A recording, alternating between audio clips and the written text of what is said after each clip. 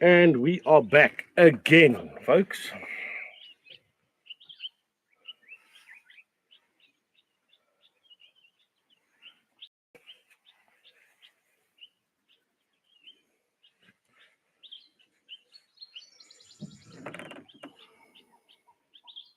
En hierdie ding wat hier sit maak ook kak.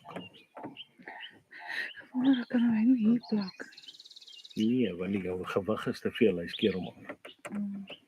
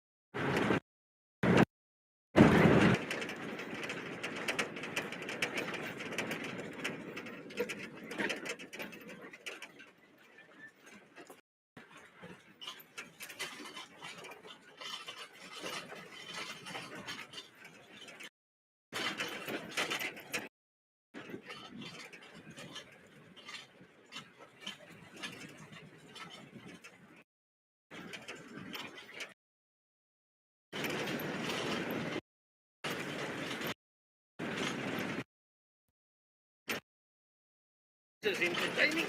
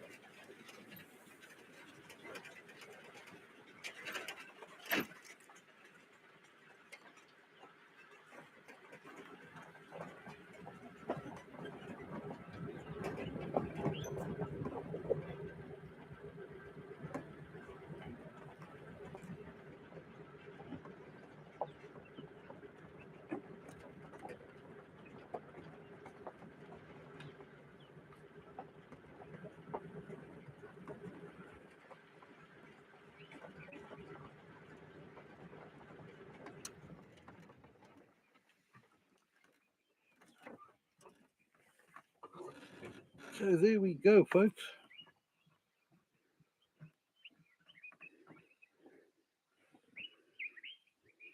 Darcy Miller, welcome to the live. So we got some nyalas over there.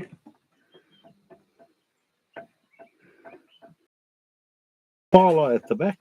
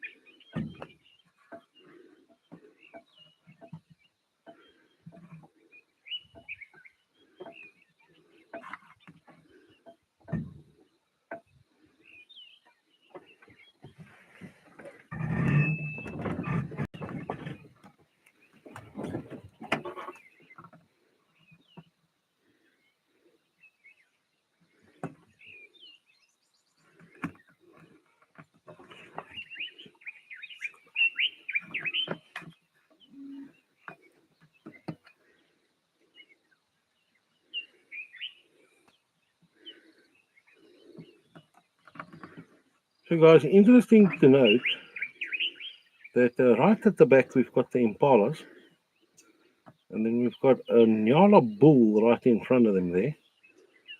And the ones that just cross closer to the vehicle are actually Nyala females.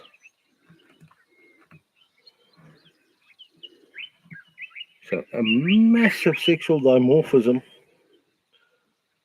between the males and the females. So right in front there, we've got a Tony is getting the two Nyala females as they're walking away.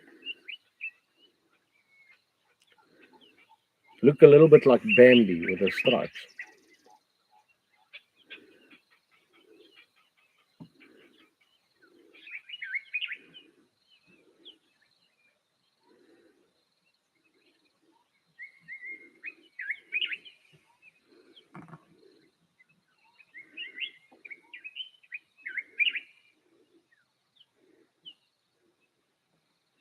So good news, guys.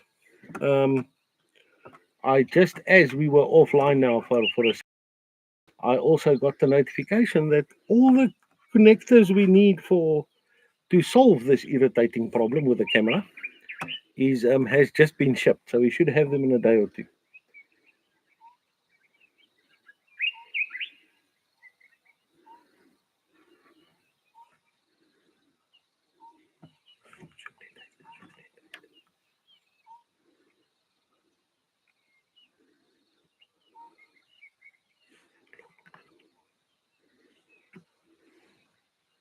So now just to update you guys, if you were to come and spend some time on Somkanda, you can see some buildings in the background there. And that is actually the showers and whatnot for one of our camping sites.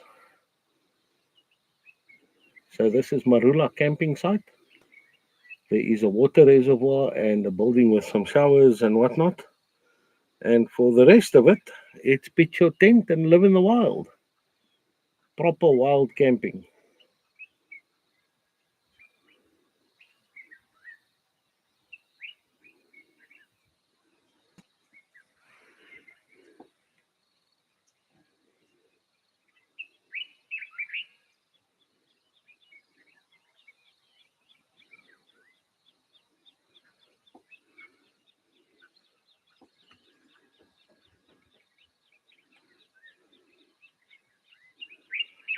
Ivy, we're looking forward to having you here, my friend. It's going to be a lovely Saturday night braai, that one.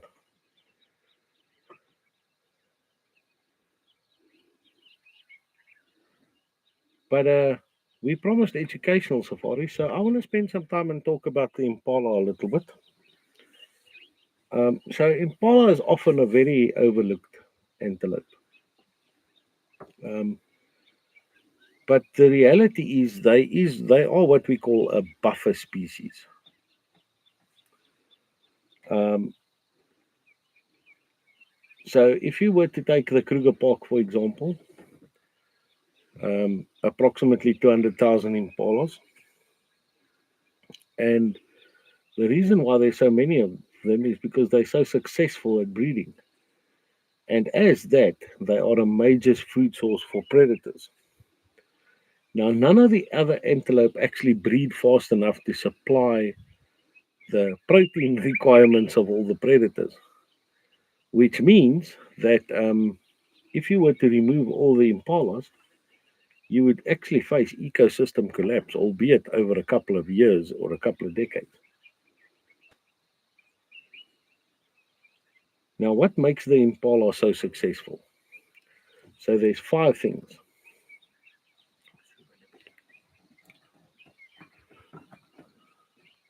So I just want to get us zoomed in a bit closer on these impalas so you can see them better. There we go. So there are 5 things that makes the impala so successful. Number 1 is, do you notice they've got on the inside of the back leg and on the back they've got those black lines.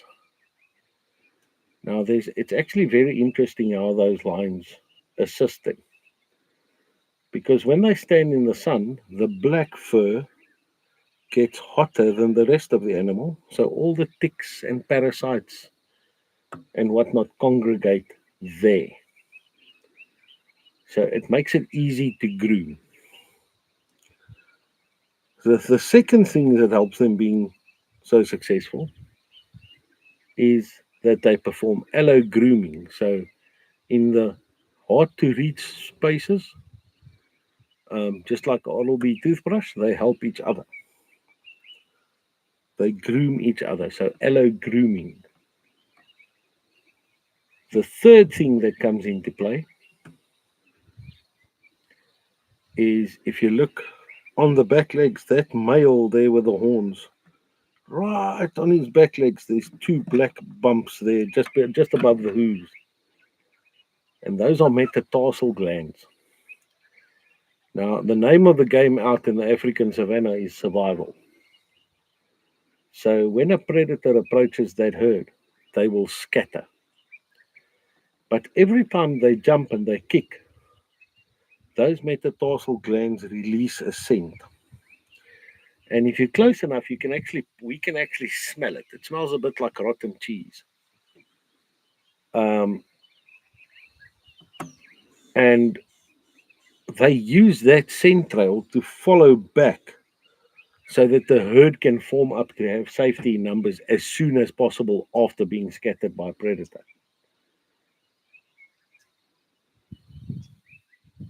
So that's four things. And the fifth one is called flooding the market. And we are just in time to show you that one this year. So the rutting season is fairly short. It takes place over about 2 to 3 weeks. And it stands to reason that when all the females get impregnated within 2 to 3 weeks, they will all give birth within 2 to 3 weeks once it's time to deliver.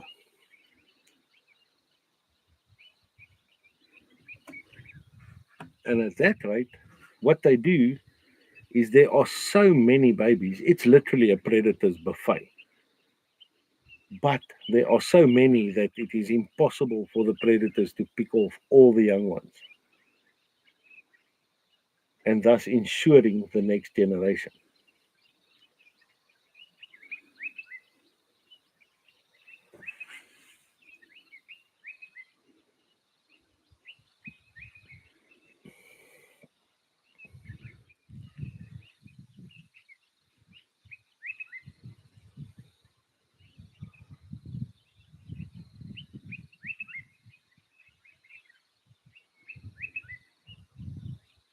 So the great thing about this setup we have here and about our approach is I'm just going to ask Tanya to zoom out quickly so you can see how far we are actually from those impalas.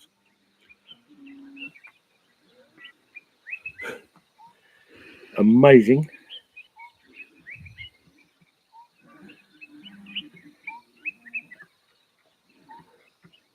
And that is the plan.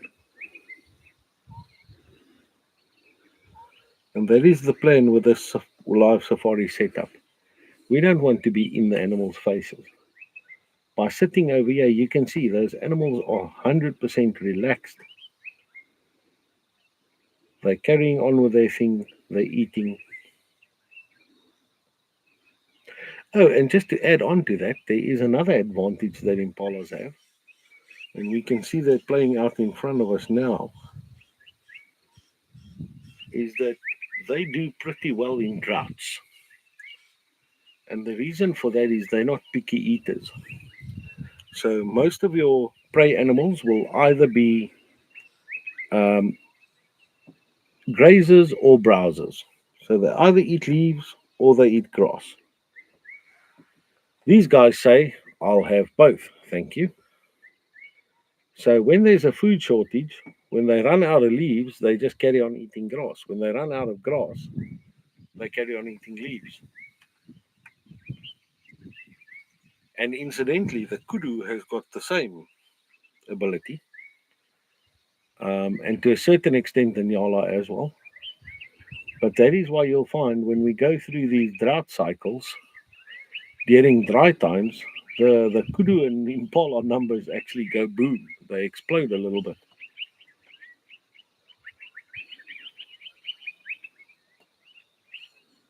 Compared to the other prey species.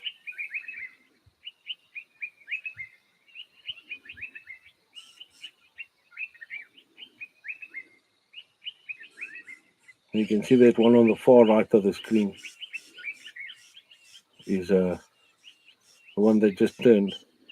When it was swinging its tail like that, you see that bright white under the tail. And that's a following mechanism. Especially designed for the little ones.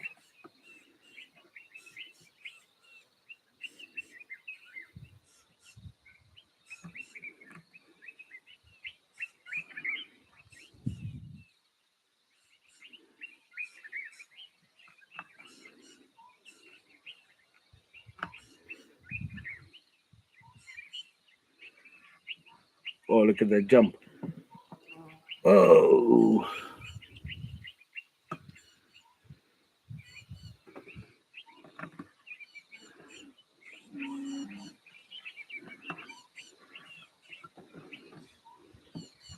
So that's what I like to call a little bit of 5 o'clock madness. When they go slightly nuts and they start playing around.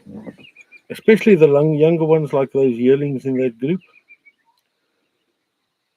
So guys, I can still see the Nyalas and the Impalas from where I am. So we're going to try and move very slowly and very quietly, just to the point where we can see them again.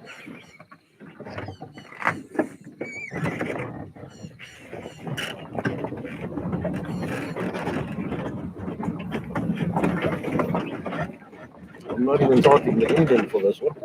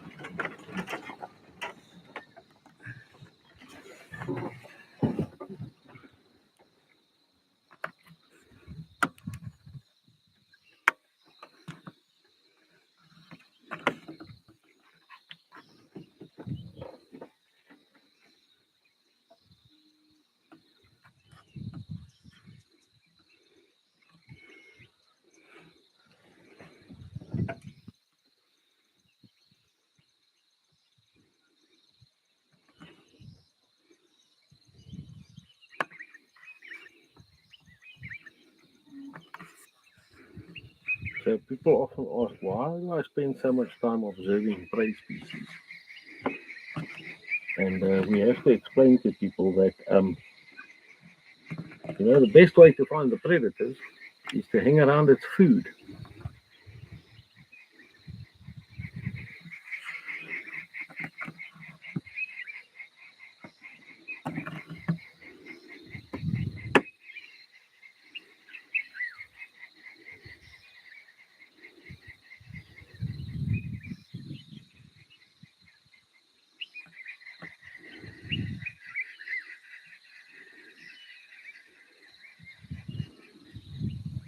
Yeah, Simba, they are very cool, but for some unknown reason, I think it's because we see so many of them, people tend to overlook them a little bit.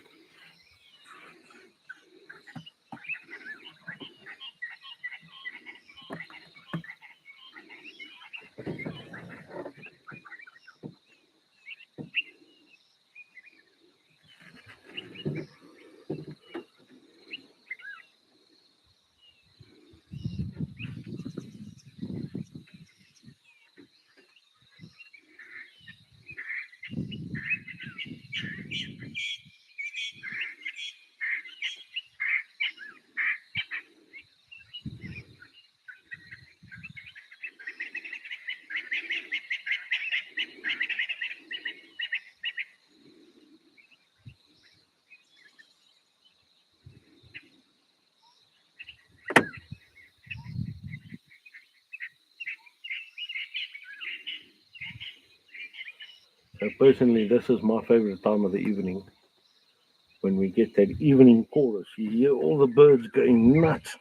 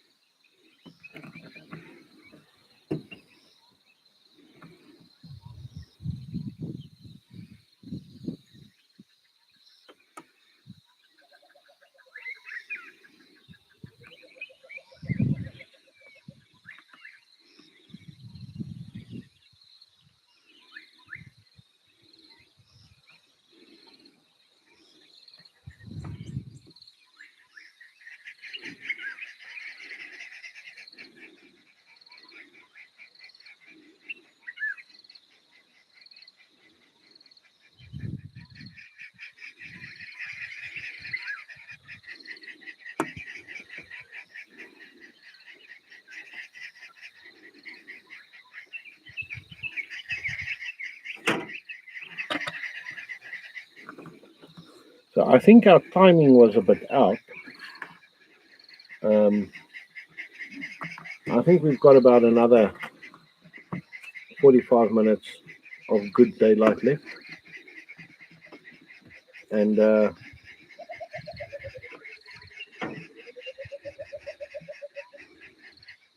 yeah, those babblers.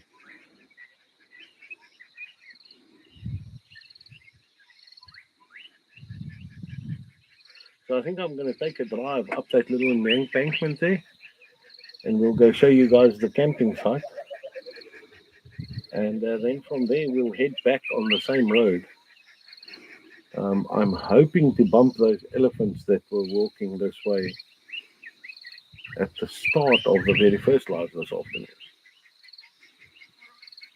I have to say at the very first live because we've restarted like 3 times. Teething problems, folks, teething problems.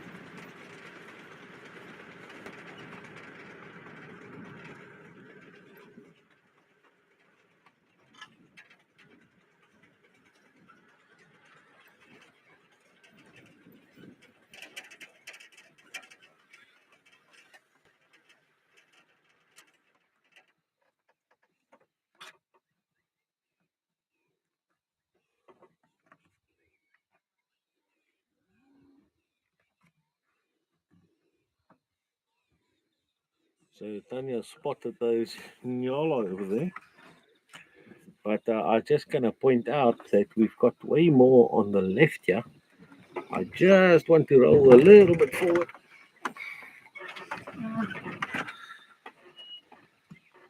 And there we go.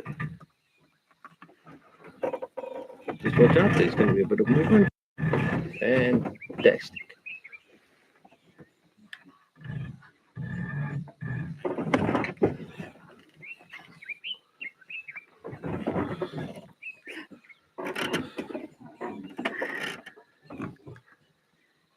See the little one there sprinting after mom. So interesting, we've mentioned this before, and I'm sure most of you know. Max, yeah, we've got Kalahari Ferrari out on the road today.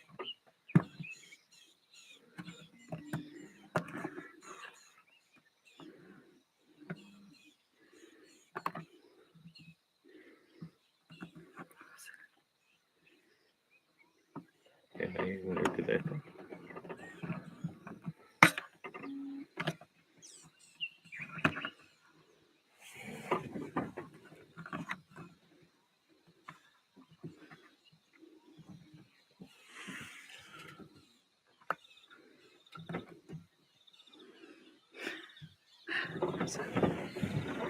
Yeah, that Nyala is not making it easy.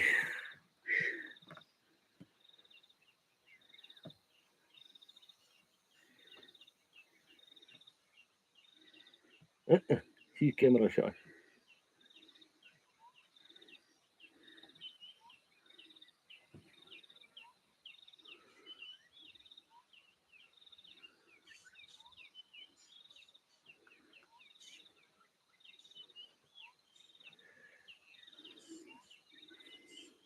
Okay, guys, so I'm going to go ahead and find a spot to turn around.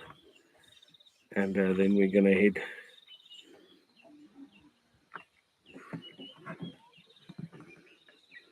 start heading back. We're starting to, I would like to get back to that main road intersection there to see if those, if the herd of ellies are going to grace us with a sighting.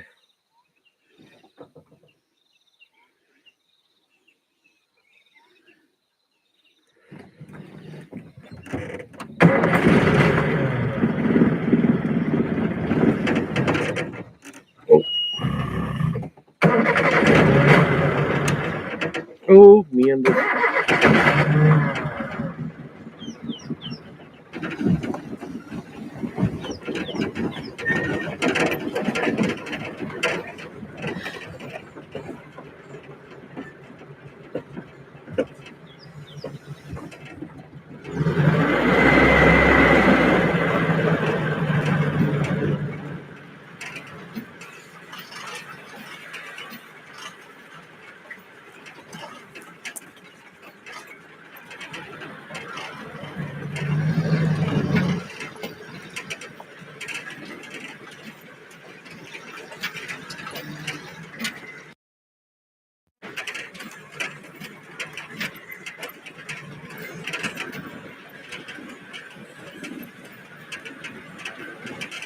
What have we got in front there?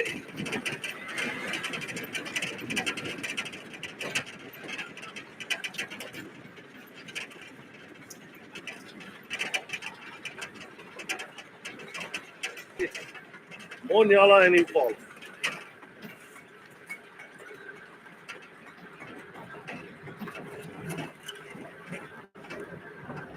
And I just gave these guys the fright of their life.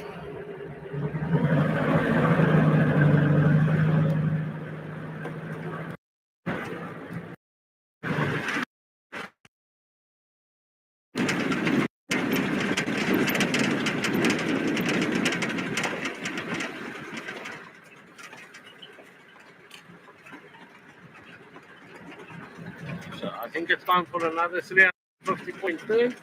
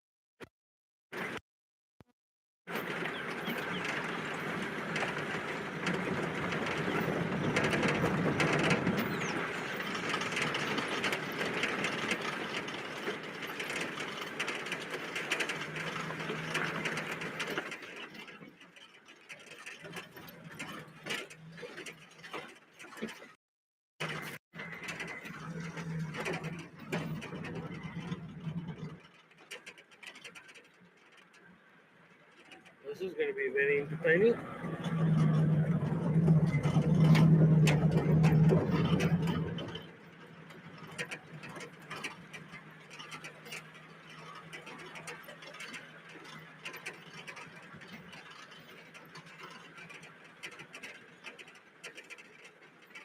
And not that anybody asked, but off here to the left is, or to the right is the road to nowhere.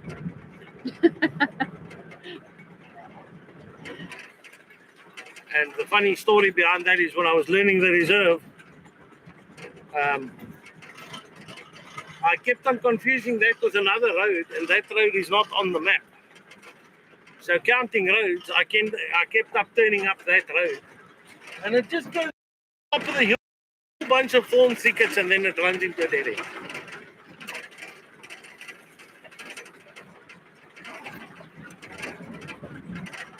I must have gone up there like 3 or 4 times.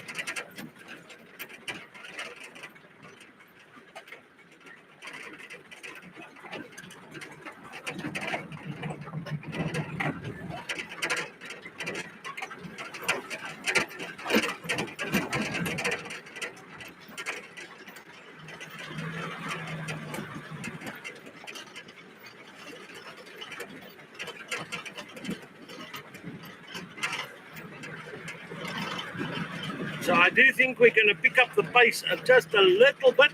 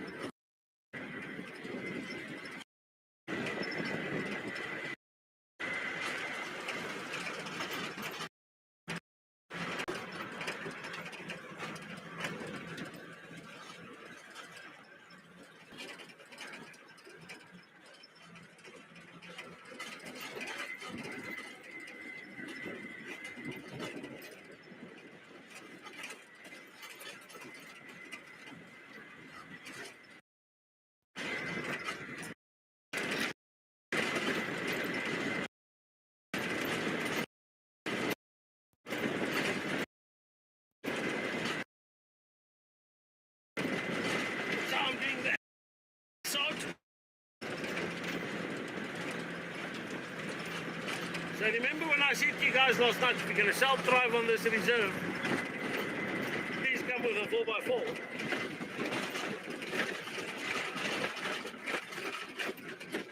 This is why.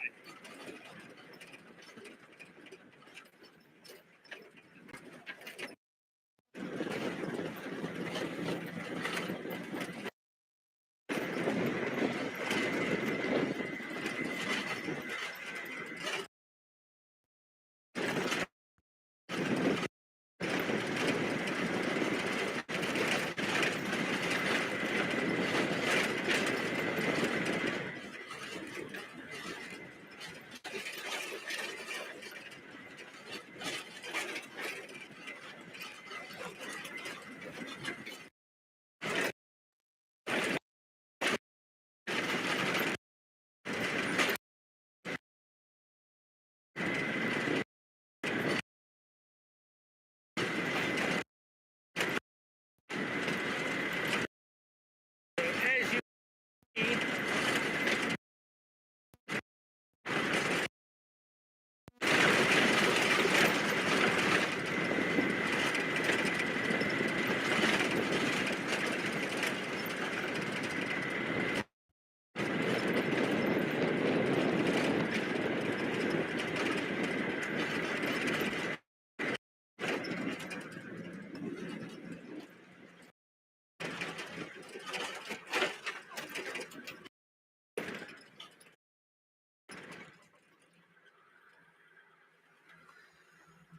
so there we go.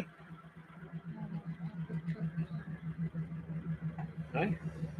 Super full of the highway.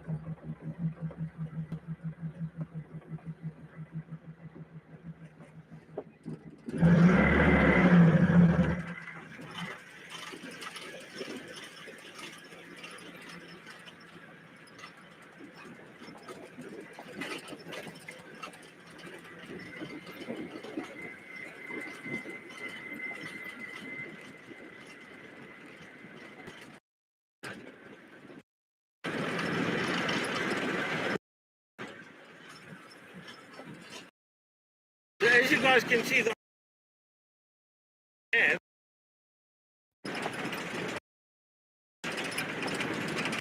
simple plug that is not making lag connection when we are bumping.